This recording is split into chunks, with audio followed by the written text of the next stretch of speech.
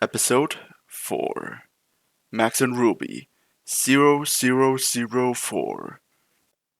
It was just this Christmas that went by, and things were getting busy. I had to start buying presents for the family.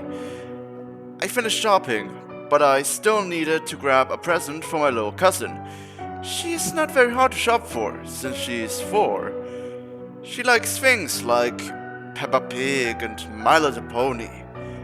She really liked, and I say liked for a reason, Max and Ruby. So, when I decided to go looking for a present, I figured something like a Max and Ruby DVD would have been perfect, since she liked to watch it on a daily basis. However, Christmas meant that most of the online DVDs were sold out on most places. I went to look on eBay as well, but figured I could not trust what condition the DVDs would have been in. So I was stuck in a rut for a while, until that package arrived. I was at home, still scrolling for stupid DVD, until I heard the sound of something being pushed into my letterbox. I caught a hold of it before my dog did, and looked at the package. It seemed to be wrapped fairly badly, with what looked like grease marks and stains on it. Naturally, like anyone would, I decided to open the package.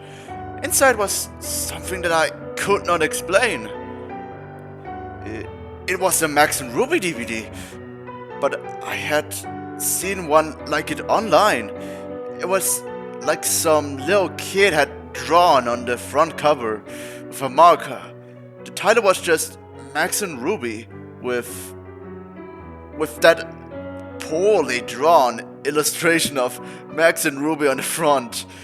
Well, there were no names or anything, but on the back it had a list of 4 episodes, all with blonde titles. The first is episode 0001, the second is episode 0002, the third is episode 0003, and the fourth is episode 0004. Whew, that's a lot of zeros. I gave the DVD a watch over, and to my surprise, the episodes were all perfect quality and seemed to have no flaws. It was as if it was a real DVD, just with a homemade cover. The only thing I thought was odd was the episode selection screen. The episodes had names, but they were all called Max and Ruby 1, with the numbers being changed as it went down the list. The actual selection screen was just a plain white screen with black text with the episode list and nothing else. After giving it much thought, I decided to change the cover to something a little nicer by printing out a DVD cover that I had found on Google and tracked down the names of the episodes, so they were labeled right. I left the episode list screen alone, because I figured it was self-explanatory. Christmas went by, and things were fine. I gave my cousin her DVD and she was happy with it all through Christmas. But that was only because she had not watched it yet. On Boxing Day, the family had gone out for a meal and left me to babysit my cousin. I was not too bothered about being left at home. I figured now was a good time to put on the DVD for her. I had to put the DVD in and let it play while I was in the kitchen eating my dinner. From what I could hear, she had watched episodes 1 to 3 so far. I was just about to finish off my noodles when I heard my cousin screaming from in the other room. Dropping everything, I ran into the living room and I saw my cousin caught up on the floor screaming. I had to look up at the TV and I felt my heart in my throat. What I caught was a glimpse of what was the most disturbing thing I've had ever seen. It was it was what appeared to be a frame of Max and Ruby standing next to each other in complete darkness. But what made it so horrible was the lack of faces. They had lost their noses and mouths, and their eyes were replaced with big hollow holes. The colors were a disgusting blood red, and there was faint static in the background. The sound was replaced with what sounded like the Max and Ruby theme playing, except backwards, with the faint sound of static. In the mix of it all, it had to be the most disturbing thing I had ever seen. It must have been on screen for at least 20 seconds before the screen went black and the DVD turned off, which alone was weird because DVDs do not usually turn off by themselves. I was able to calm my cousin down, telling her it was not real, and that she just had a nightmare, as she had fallen asleep in front of the DVD. However, I knew in my mind it was completely real.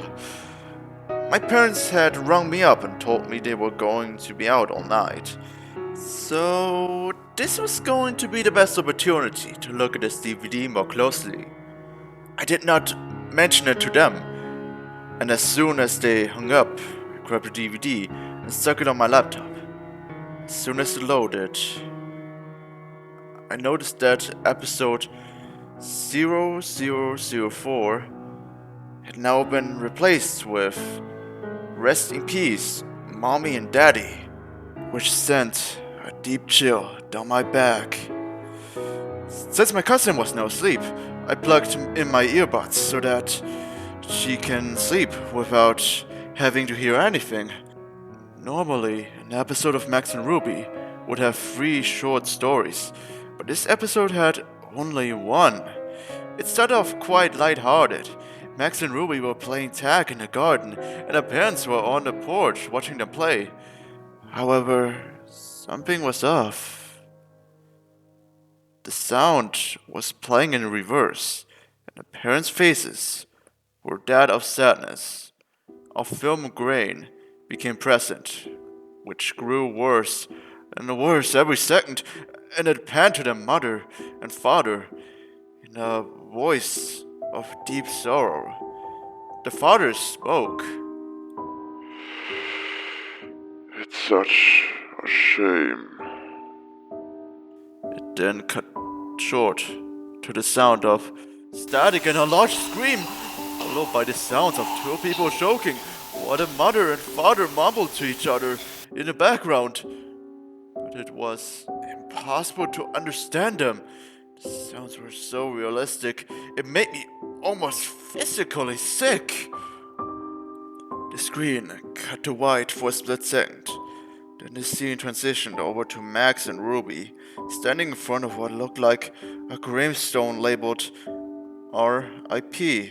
Mommy and Daddy. The 2 of them had no faces. At this point, there was no sound, apart from the faint static.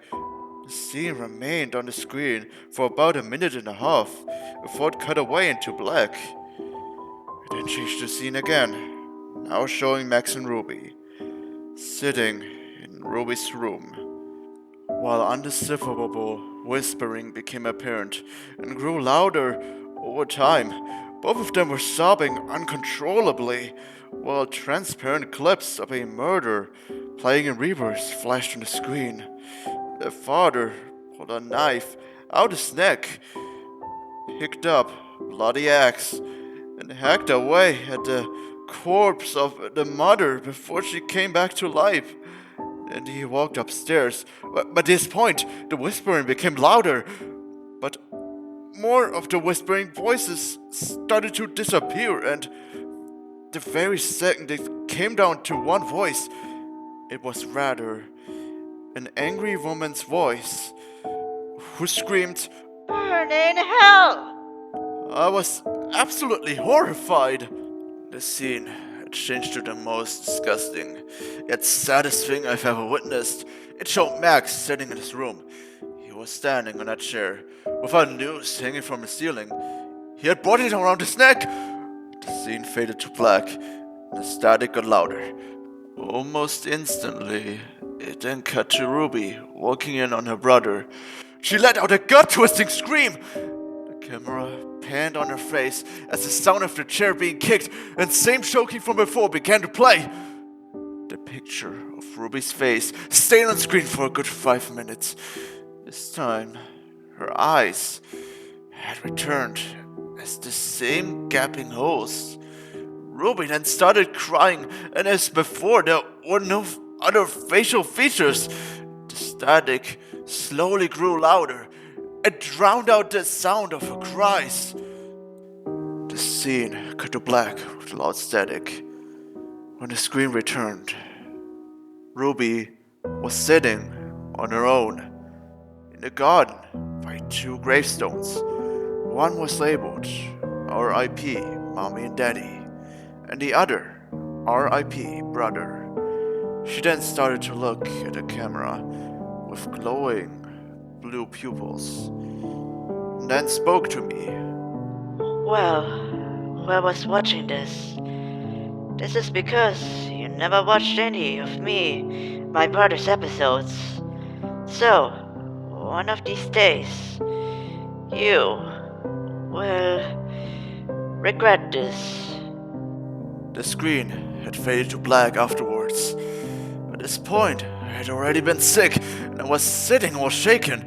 The episodes seemed to have come to an end, and last, as the Max and Ruby theme song played slowly in reverse. I was about to eject the DVD when the same image came up like it did on the TV. This time, however, there was text above these 2 rabbits that said, "Death is thou only released." There were no credits or anything else. It stayed on this for a few seconds before the DVD finally popped out of my laptop. I sat there trying to contemplate what had happened. In my shock and fear, I made the stupid decision to break the DVD up as much as I could before leaving the house, and I shoved the pieces down the drain. Thankfully, I kept a few screenshots saved into my laptop. The next couple of days went past without anything unusual happening. I had a few nightmares about the DVD, but luckily that was all. My cousin had gone back home along with the rest of the family. It was a late night and my parents had gone out for dinner, leaving me to watch TV. I heard what sounded like someone posting something through the door. At this point, the DVD had left my mind since I had not told anyone about it. However, it came flooding back when I looked down at the ladder in front of me. It was just measly folded up, and it read, "Death, so only release."